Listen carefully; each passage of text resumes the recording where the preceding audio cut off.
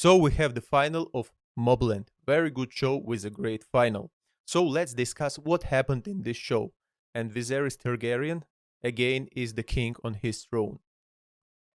So Kevin killed the man who was raping him when he was young in prison. And Kevin thought that it was that point that broke him. This man broke him as a person. And it was the reason why everything went wrong further. But now, in this talk with a dead man, we will understand that he wasn't the point that changed Kevin. Kerrigan's, his father and his mother's were the demons who changed him, who broke him as a person.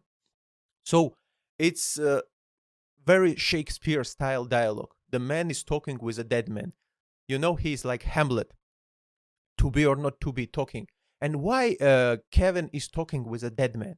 Because he doesn't have anyone to tell all his secrets. Even Harry, who is his friend, he can't tell all the thing that bothers him about his family. So he talks to this dead man. And what we find out in this dialogue with a dead man. So, first of all, of course, Kevin knew about his wife and his father, Conrad. But he never knew about his son. He thought that Eddie was his son.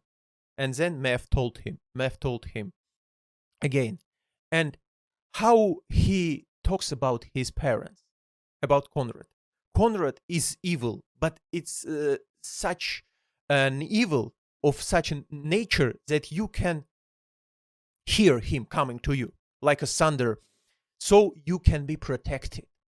But Maeve is more dangerous, like he told. She's like shark. You never see it coming. You heard the slap of hands that Kevin made, showing these jaws, deadly jaws of Maeve. And there will be this song of Johnny Cash about the demon inside of you. And if you know the words of this song, there is that point when he's singing and saying that the most dangerous moment is when you don't feel this monster inside of you. So the shark is more dangerous. You never know when it will bite you. In a second, and you are dead. So Maeve is a deadly evil bitch.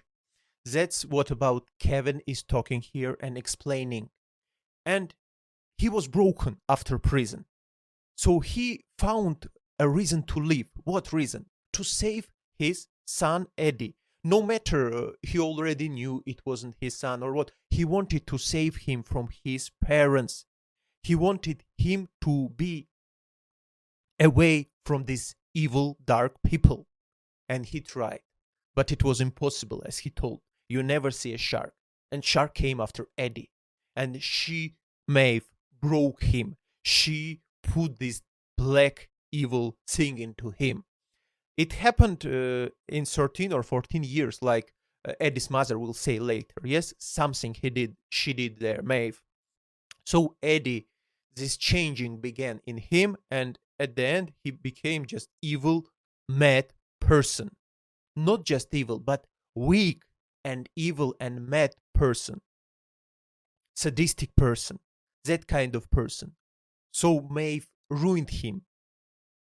That's what she did. But then afterwards, Kevin says to this dead man that, do you know who is the biggest monster here? And he told, you made him. You know, that was a point here when he killed this policeman, Kevin. Point when he will transform, he had to transform in this strong, evil person who will be the next king. Conrad always tells about his business like it is a kingdom. He is a king. Maeve thinks that she is queen, and she saw that king was weak already. So she was looking for a new king, and she thought that Eddie was this king. So that's why she decided to begin this game to finish with Conrad because he was weak, and to put Eddie on the throne and to become a queen near with him. But she never saw that Kevin had the potential to be the king. And he got it. You know, this point when he killed this policeman, yes, part of him as a good person died. but at the same time, he became strong. It's like with Michael Corleone when he's killing the Turk and this captain, police captain McCluskey. That was the point when he opened these gates inside of him for the dark side, but he became stronger. That gave him opportunity to become the king of his kingdom, Corleone kingdom. The same thing here. Maybe Kevin, as a good person, died here, but also a stronger person was. There was a birth of a stronger person. To be the man, you got to beat the man. To become a dragon, you must kill a dragon. You must kill the good part in you. So Kevin became now the new king inside of him. Now he's strong, but now in the season 2, I guess we will have season 2, he will be a different person. We will see a different side of Kevin, an evil side of Kevin. This evil Kerrigan's genetic from Mav and from Conrad. We will see it, everything coming in Kevin, but in season 2. It like was with Michael. In season finale, in movies, finale in first movie, The Godfather, yes, we were happy. He was finishing all the bad guys, yes? And we were happy that he saved family. But in the second movie, we saw what was the price of this kingdom. He became a demon, a devil. And in the end, he kills his brother and so on. You know, the same thing we will see, this transformation in Kevin in season 2. Believe me, we will see this dark side of Kevin coming out. That's what he was talking about. The dialogue with the dead man, I said it was a Shakespeare level thing. And talking about Paddy Considine, he is a actor of the greatest level. I saw it in House of the Dragon when he was playing Viserys, because he made this character better than it was in the books. Even Martin said so. He made a Shakespeare character, having a Hamletism in him. He was not sure what to do. You know about Viserys if you watch the show. So here also, Paddy is showing the greatest level of actors' work. It is level of great theater, a great English actor. It's a masterpiece. We all love Tom Hardy. He was great here. But Kevin is taking in these dialogues to a next level, the acting. And the show is also going to a next level with such a level of acting.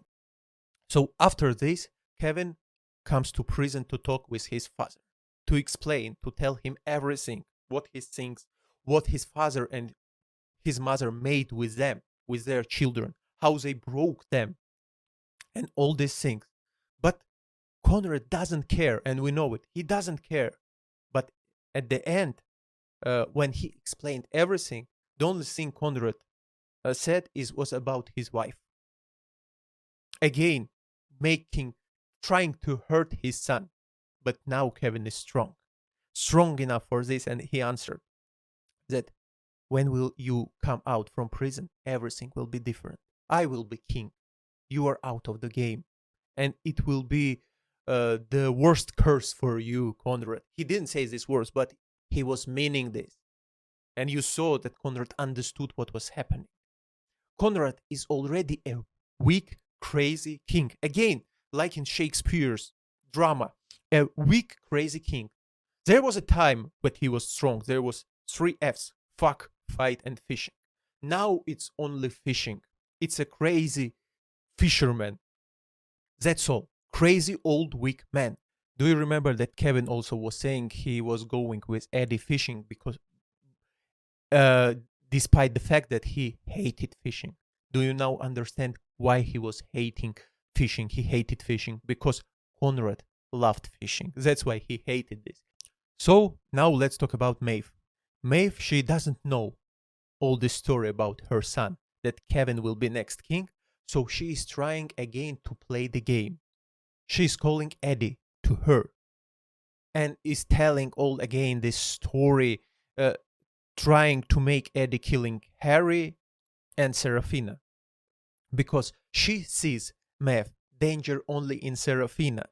But Serafina never was a danger for Maeve and for this throne and all this kingdom.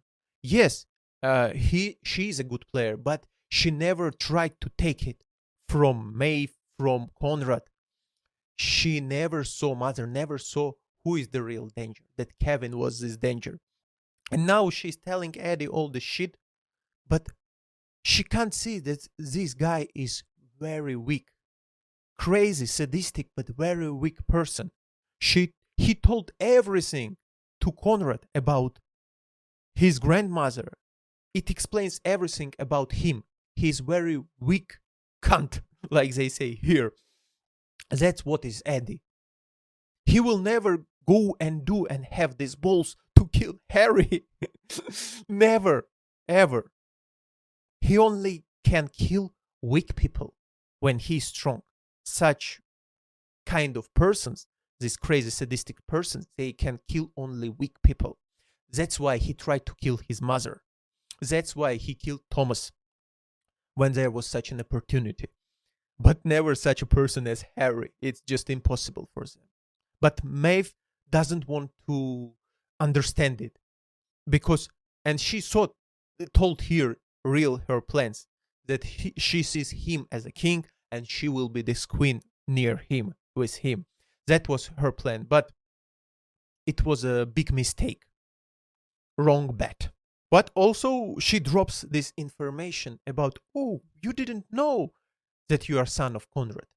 She thought maybe this will happen to him to become more furious and make all she told him. But no, as I said, he came with this to his mother, and only thing he had in him, this anger, to kill a weak person, the person who raised him, and he would kill her if not the Harry's people who came.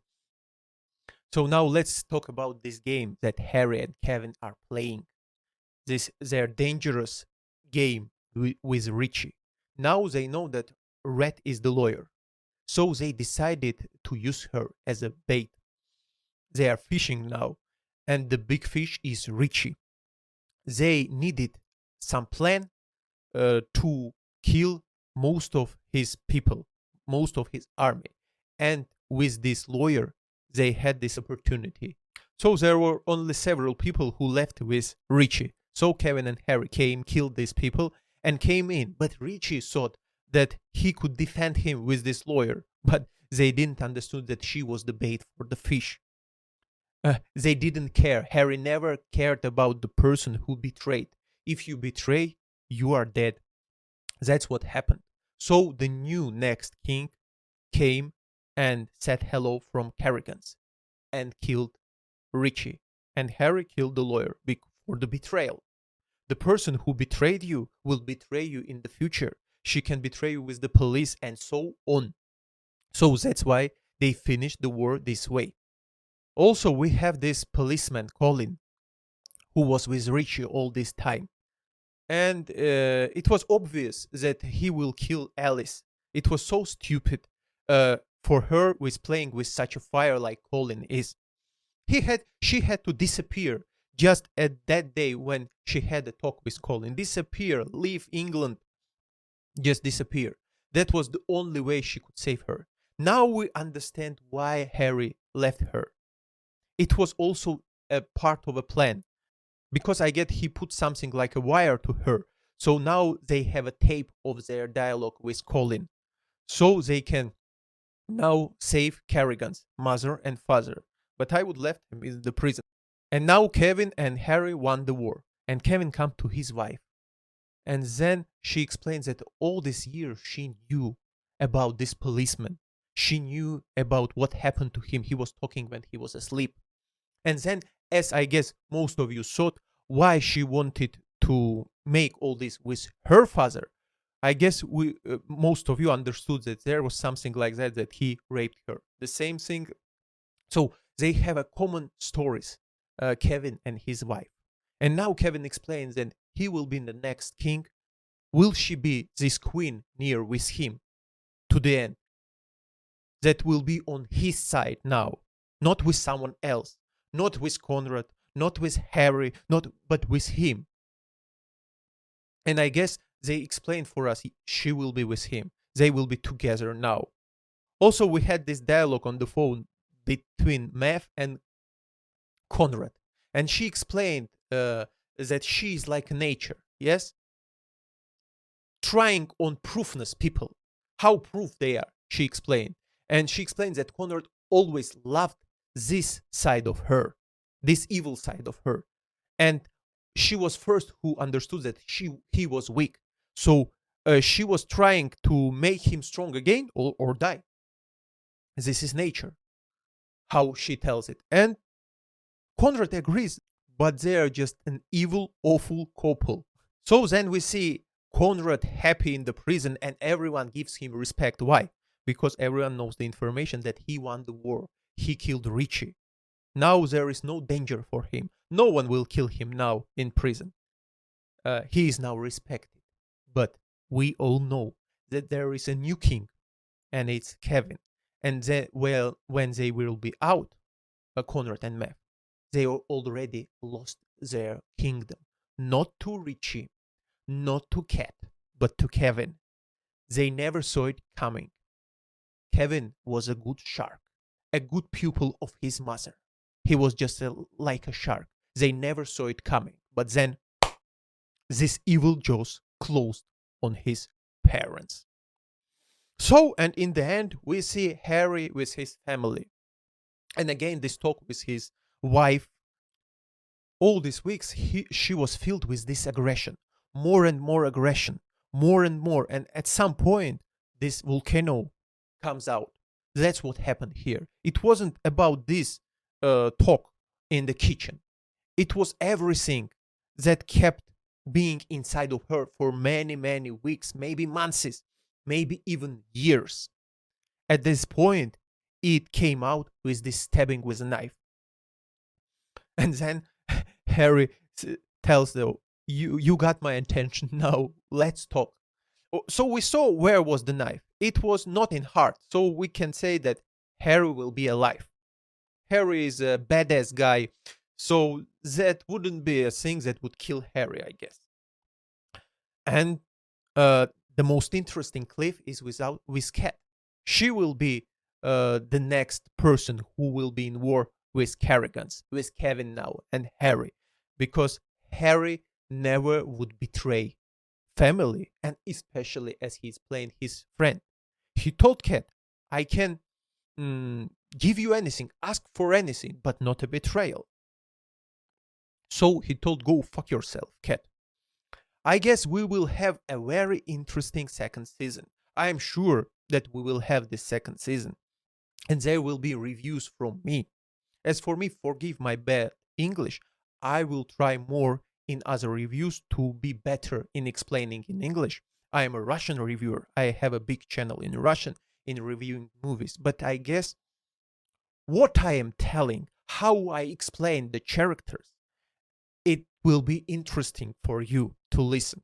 A great show, very good show. There were weak episodes, episode 6 and episode 7.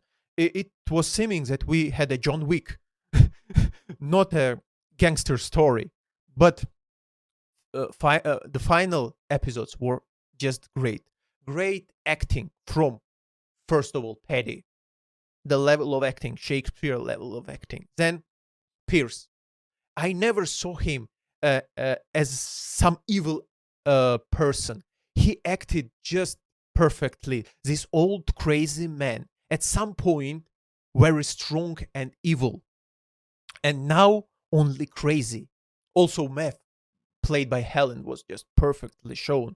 And Tom Hardy, of course, as Harry, was also perfect. So thanks to everyone who worked for this show. This was a great show. Please subscribe if you like what you heard here. Bye.